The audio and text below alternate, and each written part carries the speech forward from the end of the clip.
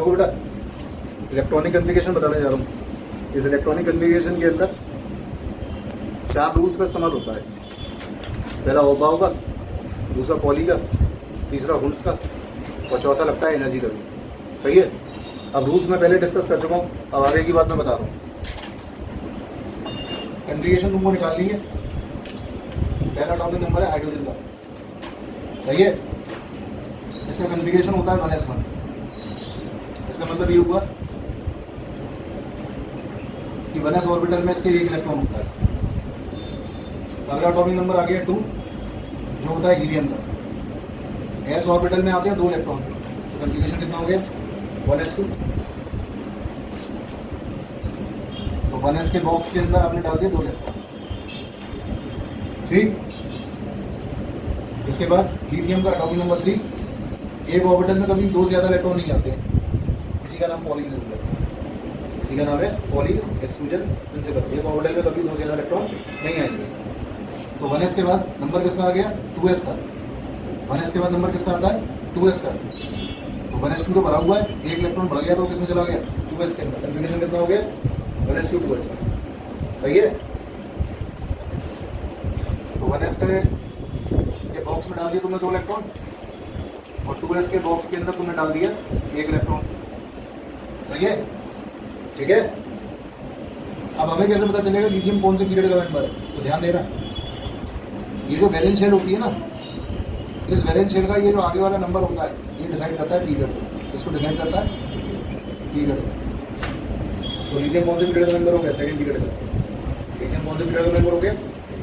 और अगर ये डिसाइड करना हो कि लिथियम किस ब्लॉक का मेंबर होगा, क्योंकि 4 ब्लॉक होते हैं पीरियड टेबल में, तो वैलेंस शेल के अंदर ये जो नंबर देख रहे हो ना, ये क्या है एस ब्लॉक। क्या है? तो लिथियम किस ब्लॉक का मेंबर है? एस ब्लॉक का मेंबर है। हाइड्रोजन किसका मेंबर है जरा बताना? एस ब्लॉक का। हीलियम किसका मेंबर है? एस ब्लॉक का। लेकिन हीलियम नोबल गैस है। हीलियम नोबल गैस है। ये एक एक्सेप्शन भी है कि हीलियम एक नोबल गैस है, इसी वजह से हीलियम को एस ब्लॉक में नहीं रखा जाता। किसको रखा जाता है? पी ब्लॉक में। किसमें रखा जाता है? पी ब्लॉक में। सही है। हीलियम एक नोबल गैस है और जितनी भी नोबल गैसेस होती हैं उनको नोबल गैसेस के साथ रखा जाएगा। और नोबल गैस सारी कहाँ रखी है? पीरियोडिक टेबल के अंदर, 18 ग्रुप के अंदर। 18 ग्रुप का मतलब पी ब्लॉक। 18 ग्रुप का मतलब सही है।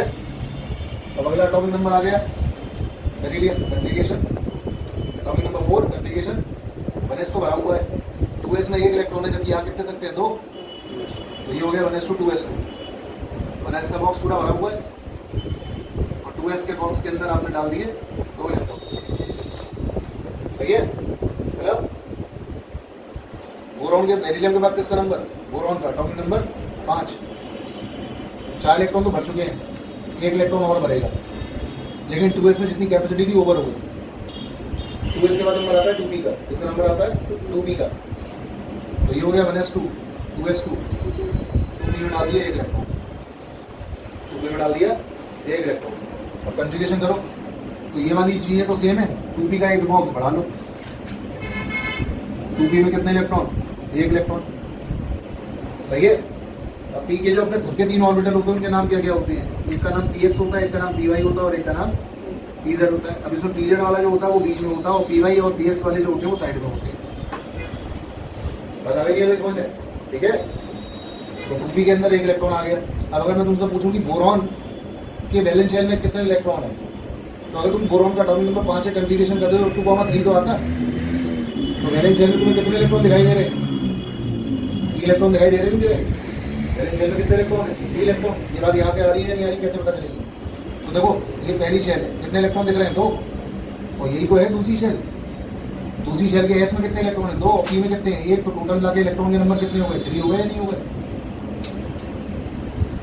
बात आ गई नहीं समझ में? अब अगर तुमसे ये पूछा जाता है कि ये जो क्या नाम है बोरॉन है, ये किस ब्लॉक का मेंबर है, तो जो आखिरी इलेक्ट्रॉन एंटर करा है वो किसमें एंटर करा है? पी के अंदर करा है नहीं करा है? तो बोरॉन किस ब्लॉक का मेंबर है?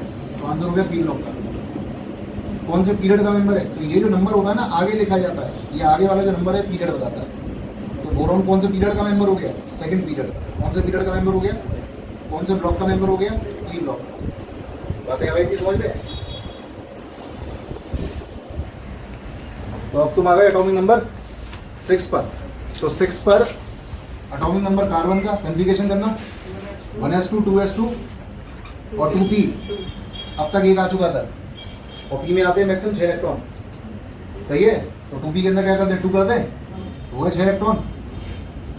तो 1s के बॉक्स के अंदर 2 इलेक्ट्रॉन, 2s के बॉक्स के अंदर 2 इलेक्ट्रॉन और 2p के बॉक्स में कितने इलेक्ट्रॉन, 1 2। व्हाट इट, सही है। अब अगर 2s का 1 इलेक्ट्रॉन मैं यहां से यहां जम करा दूं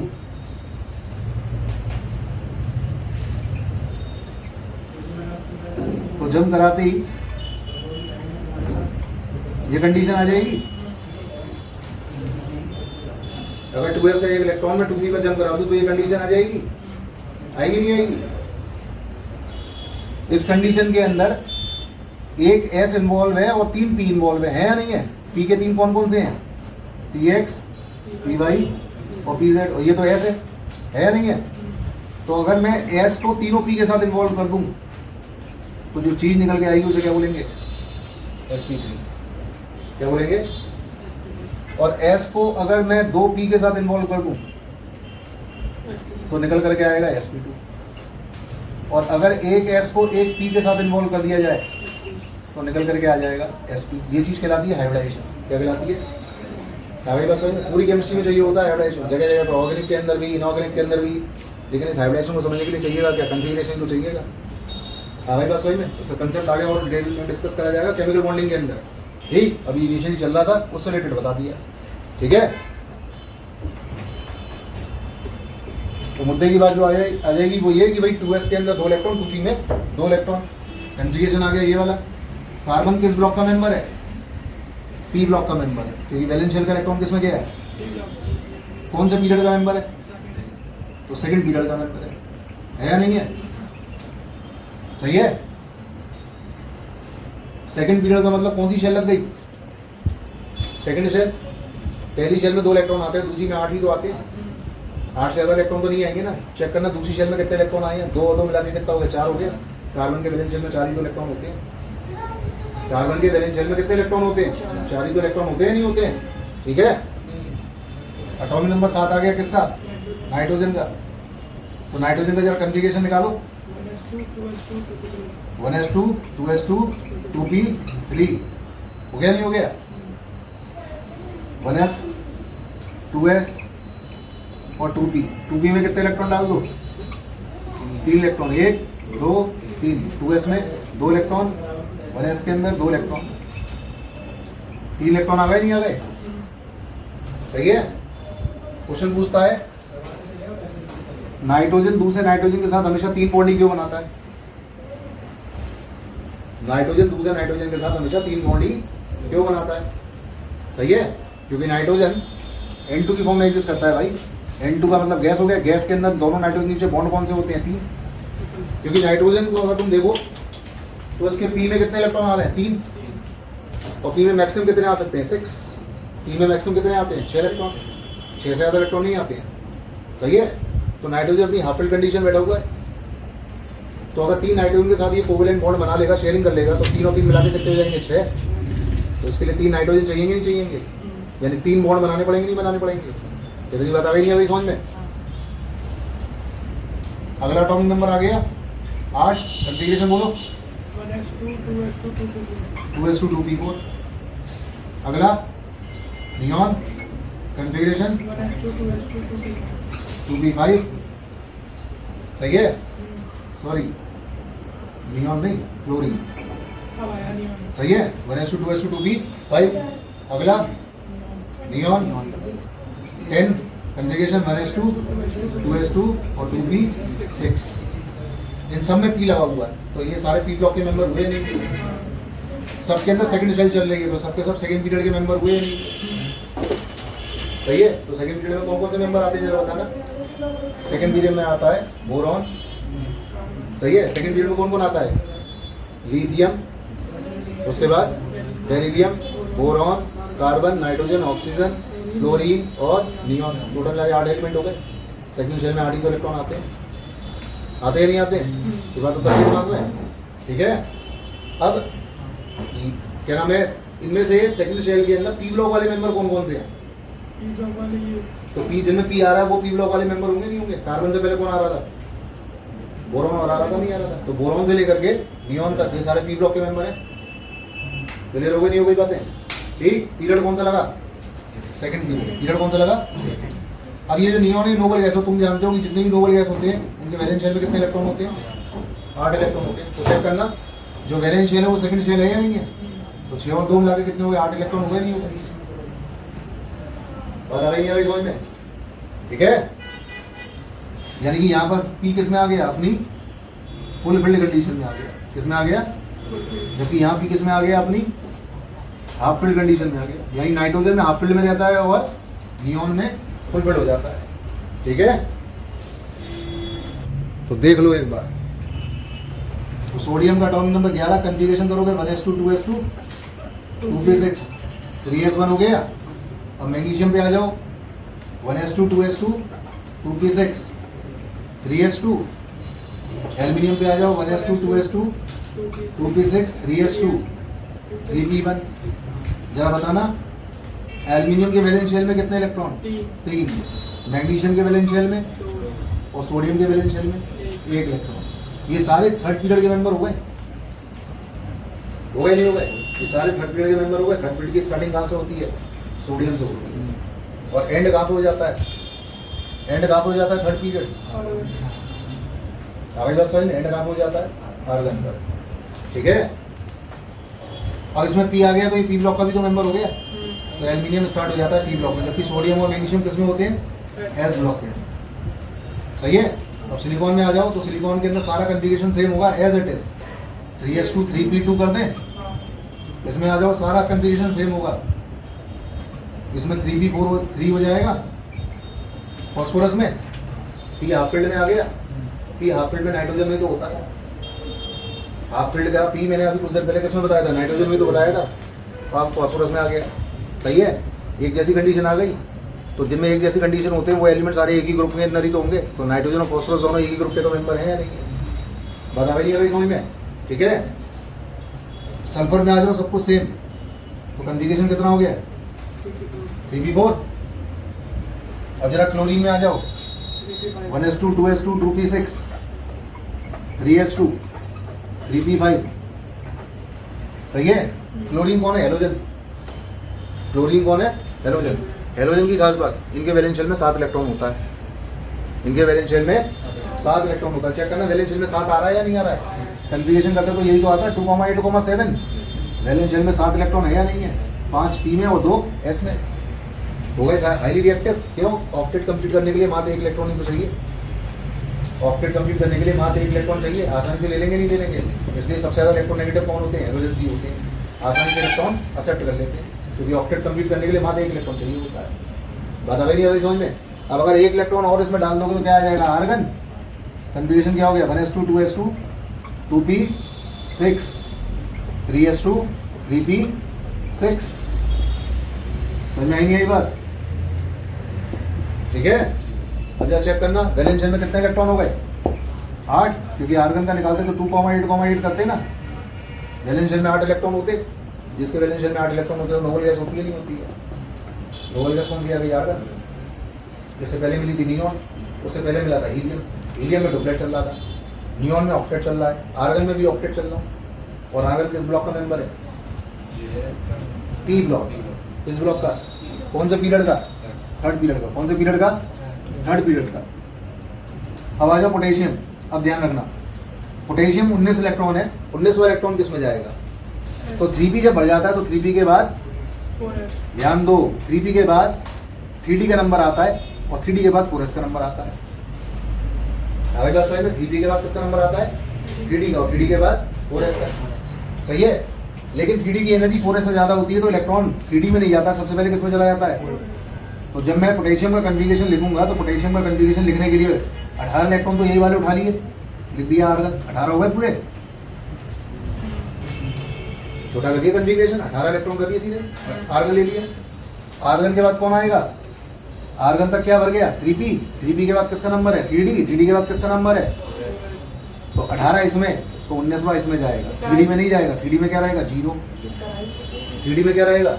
0। 3d में क्या रहेगा? 0। तेरी बात आ गई नहीं आ गई समझ में? ठीक है, अब जल्दी से मुझे बताओ पोटेशियम कौन से पीरियड का मेंबर है? फोर्थ पीरियड का। कौन से पीरियड का मेंबर है? और कौन से ब्लॉक का मेंबर है? और वैलेंस शेल में कितने इलेक्ट्रॉन है? आ गई सारी बात समझ में? अब आ जाओ कैल्शियम पर। तो कैल्शियम पर कॉन्फ़िगरेशन निकालोगे तो क्या हो जाएगा? आर्गन 3d0 और कैल्शियम का एटॉमिक नंबर 20 है तो 2,8,8,2 करके करोगे नहीं करोगे? तो कैल्शियम का 20 है तो कॉन्फ़िगरेशन हो गया 2,8,8,2। वैलेंस शेल में कितने इलेक्ट्रॉन? 2। चौथा पीरियड, एस ब्लॉक का मेंबर। सही है? बातें आई नहीं आई समझ में? देखो अब आगे तुम्हारे पास 21 से लेकर 30 तक, एटॉमिक नंबर 21 से लेकर के 30 तक। तो एटॉमिक नंबर 21 से लेकर 30 तक अगर आप निकालोगे तो 20 इलेक्ट्रॉन तो आप ऑलरेडी भर चुके हो। तो 20 इलेक्ट्रॉन जब तुमने भरे थे तो क्या किया था? आर्गन 3d0 और 4s2 ये तो किया था 20 इलेक्ट्रॉन के लिए। तो 21वां इलेक्ट्रॉन अब कहाँ जाएगा? क्योंकि 4s तो भर चुका है, लेकिन 4s से पहले अब 3d खाली है या नहीं है?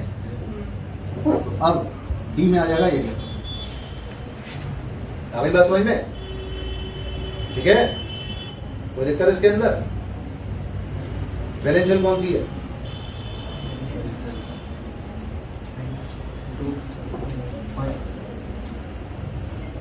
कौन से ब्लॉक का मेंबर है? क्योंकि आखिरी इलेक्ट्रॉन किसमें गया है? डी में गया है। तो कौन से ब्लॉक का मेंबर हुआ? एस का नहीं हुआ, डी का मेंबर। किसका मेंबर हुआ? डी ब्लॉक का मेंबर हुआ। बात आ गई नहीं आ गई समझ में? ग्रुप कौन सा हुआ? ग्रुप थर्ड हुआ। कैसे निकाला मैंने ग्रुप थर्ड? तो जब आपको डी ब्लॉक के मेंबर का ग्रुप निकालना होता है तो बस इतना करना होता है, डी के इलेक्ट्रॉन और एस के इलेक्ट्रॉन को ऐड कर लेना होता है। डी के इलेक्ट्रॉन और एस के इलेक्ट्रॉन को ऐड कर लेना होता है। तो ग्रुप क्या आ गया? थर्ड आ गया निकल करके। बात आ गई समझ में? पीरियड कौन सा हो गया?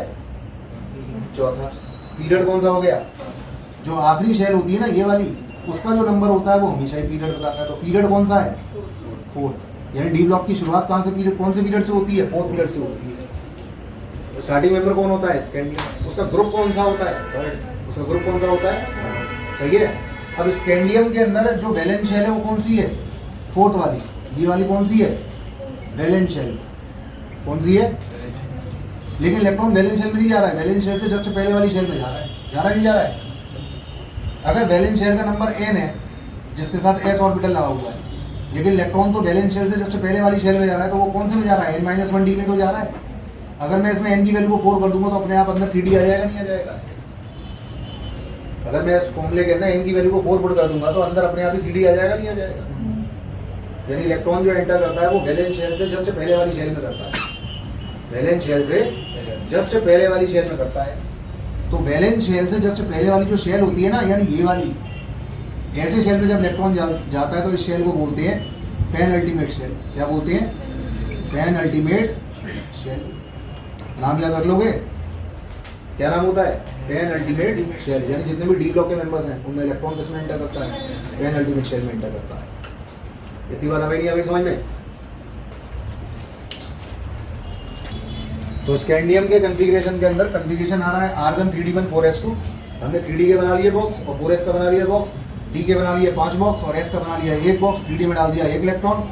और इससे पहले कौन है? आर्गन है या नहीं है? अब डी में कितने इलेक्ट्रॉन तुम्हें दिखाई दे रहे हैं? एक ही तो है, दो तो नहीं है, एक ही बॉक्स के अंदर। तो ये जो 1 इलेक्ट्रॉन दिखाई दे रहा है ना, इसे बोलेंगे अनपेयर्ड इलेक्ट्रॉन। क्या बोलेंगे? Unpaired electron. Unpaired electron. अब इस अनपेयर्ड इलेक्ट्रॉन की मदद से निकाला जाता है कंपाउंड का मैग्नेटिक मोमेंट। क्या निकाला जाता है? Magnetic moment.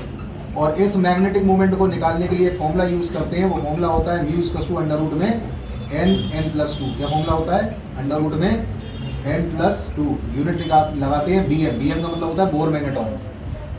सही है। अब इसमें n क्या लेना होता है? तो n का मतलब होता है नंबर ऑफ अनपेयर्ड इलेक्ट्रॉन। कितने दिख रहे हैं डी में? एक ही तो दिख रहा है। वो वैल्यू उठा के यहाँ n में पुट कर दो तो आंसर कितना आ गया? अंडर रूट में 1+2। कितना आ गया आंसर? √3। √3 की वैल्यू कितनी होती है? 1.73। आंसर हो गया 1.73 bm। हो गया कैलकुलेट। क्या निकल करके? मैग्नेटिक मोमेंट की वैल्यू। ठीक है। तो स्कैंडियम का कॉन्फ़िगरेशन निकल गया। उसी बेसिस पर तुम टाइटेनियम का निकाल लोगे, वेनेडियम का लगा लोगे। बस क्रोमियम पे आते क्या लग गया? एक्सेप्शन होना चाहिए था 3d4 4s2। लेकिन 4s का इलेक्ट्रॉन जंप किस में कर जाएगा 3d के अंदर, तो हो क्या जाएगा 3d5 4s1। अब जरा चेक करना d में कितने अनपेड इलेक्ट्रॉन आ गए, 1 2 3 4 5, ये आ गए 3d के अंदर अनपेड इलेक्ट्रॉन के नंबर। अनपेड इलेक्ट्रॉन कितने आ गए 5। अब अगर अनपेड इलेक्ट्रॉन हो गए तो कंपाउंड क्या बोला जाएगा, पैरामैग्नेटिक। और अगर पैरामैग्नेटिक होगा तो निकालना पड़ेगा उसका मैग्नेटिक मोमेंट, और मैग्नेटिक मोमेंट निकालने के लिए क्या फॉर्मूला लगा दोगे दोबारा से, अंडर रूट में n+2। इस फॉर्मूले का यूज कर लोगे और n की वैल्यू कितनी पुट कर लोगे 5।